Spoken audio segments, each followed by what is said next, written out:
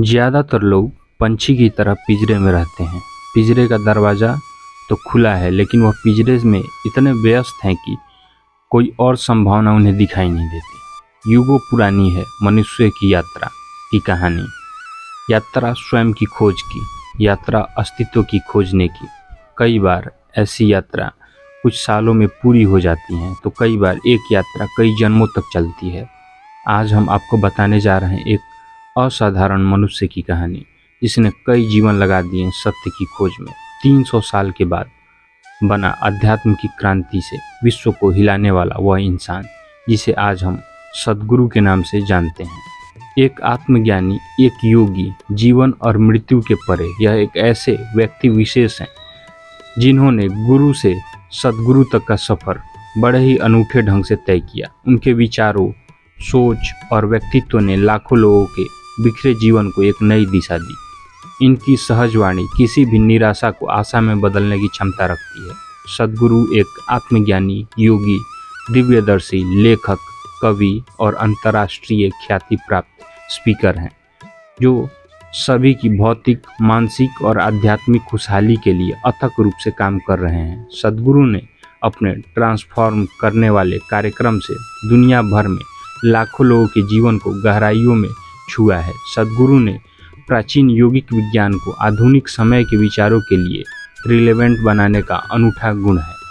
वह एक पुल की तरह हैं जो हमें जीवन के डीप डायमेंशन तक ले जाते हैं।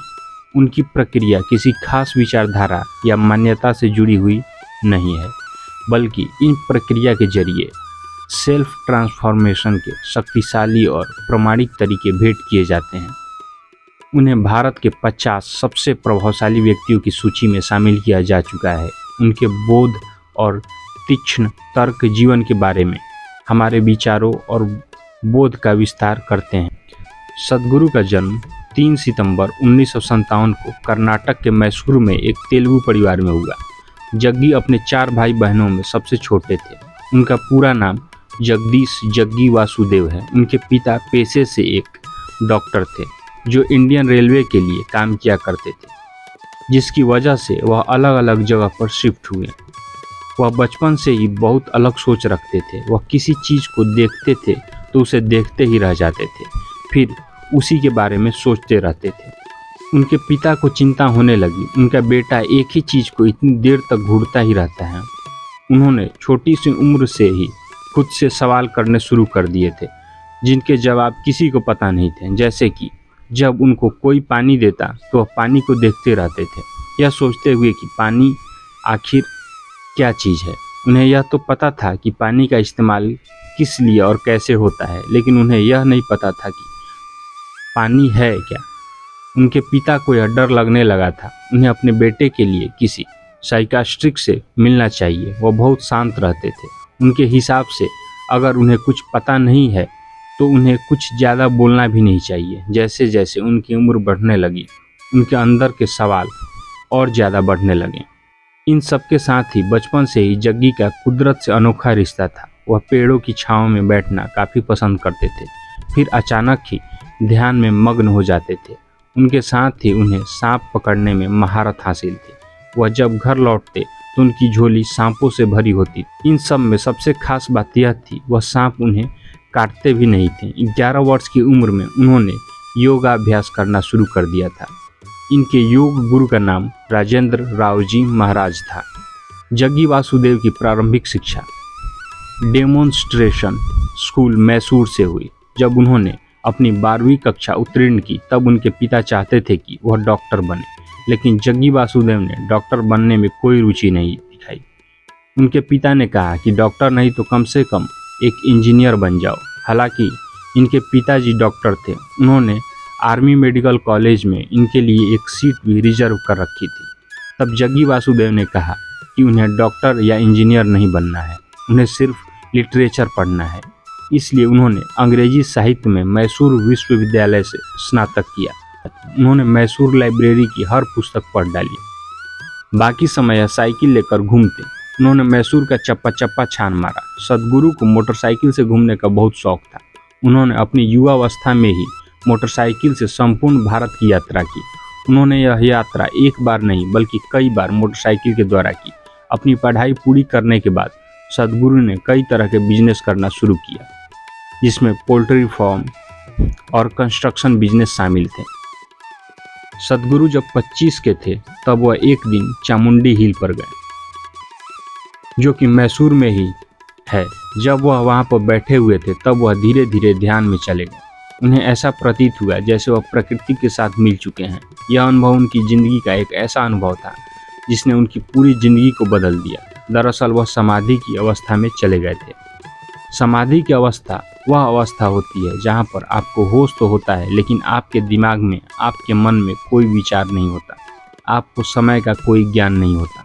कहा जाता है कि अगर इंसान अपने पूरे जीवन में एक बार भी समाधि की अवस्था में चला जाए तो उसका पूरा जीवन बदल जाता है। जब सद्गुरु समाधि की अवस्था से बाहर आए तो उन्हें लगा कि 10 मिनट बीत चुके हैं, लेकिन जब उन्होंने समय देखा तो उन्हें उस अवस्था में 4 घंटे बीत चुके थे।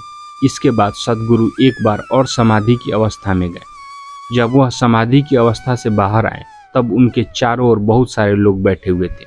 उनके गले में फूलों की माला थी।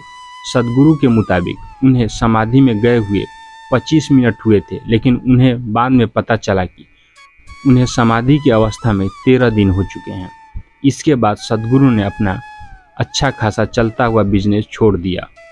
उन्होंने तय किया कि जो अनुभव उन्होंने खुद किया उस अनुभव को लोगों के साथ बांटेंगे, उन्हें अवेयर करेंगे। उनके बाद सन 1883 में जब पहली बार सद्गुरु ने योग की क्लास शुरू की, इसके बाद सन 1984 में उनकी शादी भी हो गई। शादी के बाद ही सद्गुरु योग के जरिए लोगों को अवेयर करते रहे। ईसा फाउंडेशन की स्थापना सद्गुरु ने सन 1993 में ईसा फाउंडेशन की नींव रखी। ईसा फाउंडेशन आज न सिर्फ भारत में बल्कि कई देशों में एक्टिव है।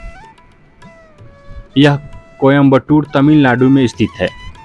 इस सेंटर के बीचों बीच एक बहुत बड़ा शिवलिंग है, जिसकी स्थापना सन 1999 में की गई थी। इस शिवलिंग की ऊंचाई 13 फीट 9 इंच है। इस बीच सन 1996 में सद्गुरु की धर्मपत्नी विजय कुमारी ने अपने शरीर को त्याग दिया।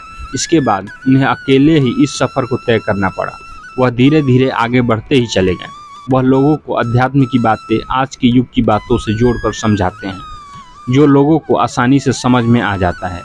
सन 2017 में उन्होंने 112 फुट का आदि योगी का स्टैचू बनवाया, जो कि एक बहुत बड़ा स्टैचू है। सद्गुरु ने आज तक के अपने जीवन काल में बहुत से लोगों को मार्गदर्शन किया, उन्हें सही रास्ता दिखाया। वह अपने इस सफ़र में बहुत कामयाब भी रहे। 2018 तक के आंकड़े बताते हैं कि ईसा फाउंडेशन के कार्यक्रम को 60 करोड़ लोग अटेंड कर चुके हैं। सद्गुरु टीवी और सोशल मीडिया पर बहुत एक्टिव रहते हैं, क्योंकि वह जानते हैं कि यह एक ऐसा प्लेटफॉर्म है यहाँ एक ही बार में करोड़ों लोगों का मार्गदर्शन किया जा सकता है। सद्गुरु ने बहुत सारी किताबें लिखी हैं, जिनमें उनके अनुभव और ज्ञान का भंडार है। सद्गुरु ने 8 अलग अलग भाषाओं में 100 से ज़्यादा किताबों को लिखा है। आप उनकी बुक को पढ़कर अपने जीवन में अपार ऊर्जा का संचार और जीवन में अमूल्य बदलाव ला सकते हैं।